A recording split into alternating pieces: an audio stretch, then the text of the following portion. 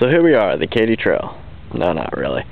After I did the first video and I was driving, I thought about it, and to give me a little bit more time outside, I decided to go somewhere where I actually haven't gone. I've never hiked this area, which is really kind of surprising, seeing as I used to live, like, literally right behind it. But I'm at Badler State Park. One of the reasons I also wanted to come here is because about a year ago there was a major tornado and it just demolished a lot of trees out here, and I figured that'd give me a good challenge, I guess, going through some of the paths depending on how well they've cleaned them up and whatnot. The only bad thing is right now I'm in a little valley and I have no sunlight on me. See, the sun's hiding up there. Kind of sucks. So it's a little chillier down here than I would really like, and my freaking hoodie doesn't zip up. So but another thing I thought I would do is kind of give you guys an idea of what I carry on me when I take this massive pack, when I know it's not necessary. I just like to do it. It's fun. It's another one of those challenge things, I guess. Once again, totally not necessarily.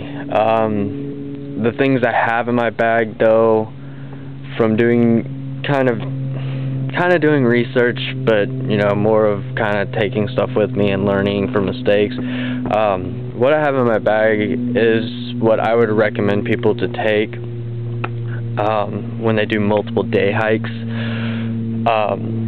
Things can be altered.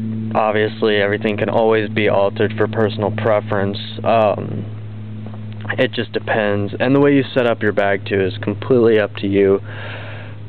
I just did it this way. I've done it like 4 different ways now. You can ask my friends, my girlfriend. I pretty much redo my bag probably once a week, if not every other week. Even when I'm not using it, I get bored and I'm like, you know, there's different ways I can get more space out of it. I can lighten it up. I can do this and this. So I'll show you what the basic outside looks like, and then we'll get into the interiors. But like I said, you can do this any way you want. There's things you don't need at all on here. The only way you would need them is if you're doing a multiple day hike and camping. Otherwise, you don't need them, unless you're just like me and just want to kind of push yourself and have a little bit more fun with it. It's up to you. But yeah, here we go. So here's my bag. It's a 65-liter Coleman Elite bag. Nothing's fancy, you know. Got it at Walmart for like 70 bucks. You know, it's got your basic compartments. As you can see, sorry if the camera's shaking a little bit, and my shirt is in the way. Okay, I have my tent actually right here. Before, on those little loops that are hanging right there, I had rigged up a system that would hold the tent down there, but it was too loose and it swung back and forth too much, and it threw me off balance kind of bad, on top of the fact that it would hit me in the back of the leg constantly, and that was really annoying when I first started walking, well, with the bag on.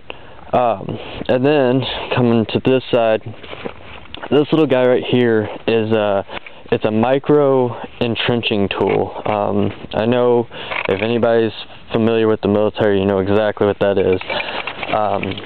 But it's a little shovel and pick combo, and it's also hollow on the inside, so I'm assuming the reason they did that is so that you can store stuff in there. You just screw it together, and you know, you got yourself a little shovel. A lot of this stuff I either got at Walmart or Uncle Sam's, or Dick's Sporting Goods. I mean, you know, it depends on how much you want to spend and whatnot, and that's going to be a pain to get back in there with one hand. So I'm actually going to put the camera down so I can also kind of lock it in. There we go. But it just depends on how much money you want to spend, and really, like, what you want. Do you want to have like the ultimate bag and system, or do you just want to have a nice little day pack to freaking walk around the woods in? Because this is beyond a day pack. This is literally like a 3 or 4 nighter pack. Next to the little entrenching tool here, I've got I believe it's 50 foot of rope. It was given to me by my girlfriend's father.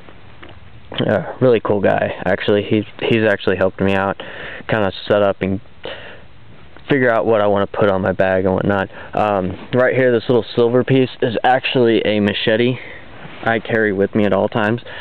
You never know, you know, you get stuck out in the woods, you need something to cut firewood with, you know, little branches here and there or something. I also have a nightstick here.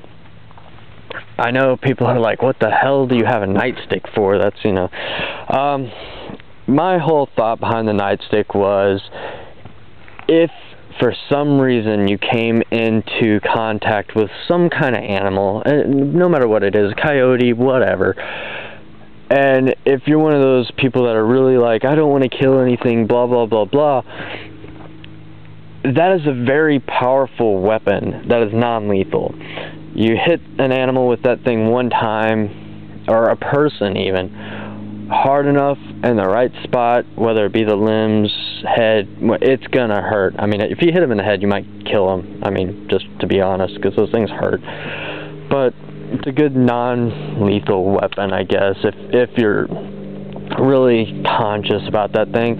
Really, I have it for that purpose, but also not because I have like remorse about killing an animal. If I'm hungry and I need to eat and I haven't ate and I don't have food, I'm gonna kill an animal and eat it. I'm sorry. I know that's inhumane to me just to say blatantly and not care, but that's how it works with me. Alright, so let's go to the actual straps side of the bag. It's a, you know, nothing too crazy, nothing too fancy. Like I said, it's not a hell of an expensive bag. You know, you can buy a more expensive one for, you know, $200, but I mean, I've used a couple different bags and I like this one the most. I've never really used many bags for as much as what I've done this one, but whatever. Right here I have a military flashlight, once again, gotten at Uncle Sam's.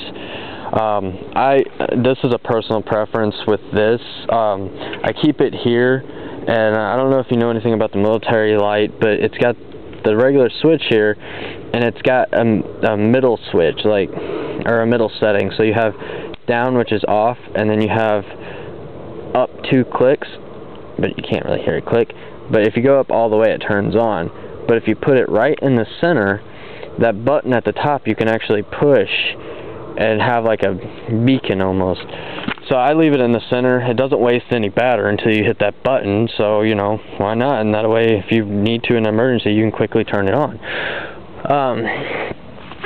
This bag also has a little pouch right here, which I actually generally keep the camera that I'm filming within.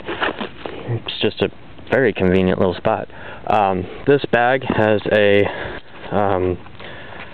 sternum strap. I mean, it's got little straps here so you can hook things on. This little ring right here is actually what the flashlight's hooked onto. This is a fully adjustable bag. It's not a one, or I guess in a way this is a one-size-fits-all, but it's an adjustable bag, so it's not like those ones that you can't adjust and